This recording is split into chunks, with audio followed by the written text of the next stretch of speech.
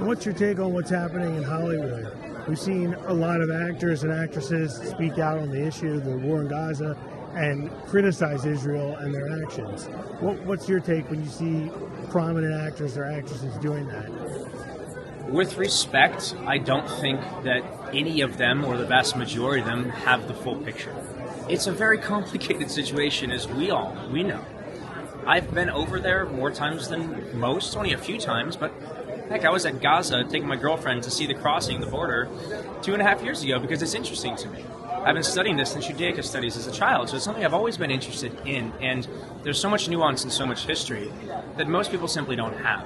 So I think a lot of people that are speaking out against Israel are given a snapshot or a teeny bit of information, and they're running with that, and they're running with that narrative. And so, as frustrating as it is, I do my best to be empathetic in the hope that it's simply an ignorance, a lack of having the wider picture, the bigger understanding of what's going on. And that's why I'm trying to just cultivate and encourage conversations. We can all learn from each other, and I do think more people would be and will be on the side of Israel the more that they know about what's actually going on versus just following and reposting a lot of the propaganda that is out there. Have you noticed anything changing toward you, whether it's on social media or work or anything in Hollywood, after you've been so outspoken in support of Israel? Of course, the most obvious metric to look at is social media, and I've seen hundreds of thousands of people unfollow me. However, I've also seen hundreds of thousands of new people come and follow me. So, as scary as it was, and sometimes still is, to be outspoken, and I get that, I hope to encourage people by this, which is the people that now follow me are truly aligned with who I am, with the fact that I am taking a stance and doing my best to take an educated and kind stance on a very complex, nuanced, and unfortunately divisive issue.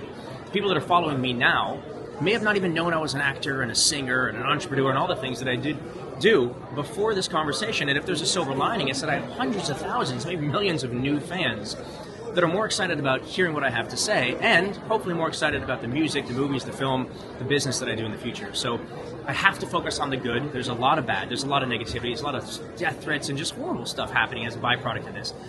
But stay the course, be true to who you are in any issue you're talking about, you, me, anybody we're talking to here. I do believe you're going to attract an audience that is aligned with you. And a smaller but true community, I think, is far more powerful than a huge, broad, and careless community.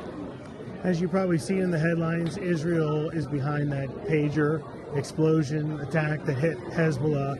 AOC came right out and said it was wrong for Israel to do that because of some of the civilian casualties that happened. But other Democrats are saying it was a good move because it hit Hezbollah. What's your take on politicians like AOC when they come out right away and say Israel should not have done this? Unfortunately, politicians do things for ratings. Politics sucks in that regard, right?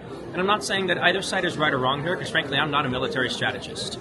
The only thing I will say is that you cannot send tens of thousands of rockets and missiles and try and eradicate a people and expect them not to hit back. Have you decided who you're backing in the election, 2024, Trump or Harris? I do have an opinion on that, and it's one that I don't think is necessary to share to complicate the other topics of which I'm speaking about. In fact, I made a pretty conscious choice as a young man to try not to get into politics as an actor and musician. I'd look out and go, hey, we entertain, and that's powerful, and that's important, and I want to encourage and motivate. But I want to do my best to stay out of politics, at least at a younger part of my life. Now, October 7th, I didn't think was political, and I still don't think it should be. And I am very firm in my stance that it is bullshit that people are making this and politicizing this into something that it's not. It is right and it is wrong. It is good and it is evil. It is not Israel and Palestine. It is a much bigger conversation, a much simpler one.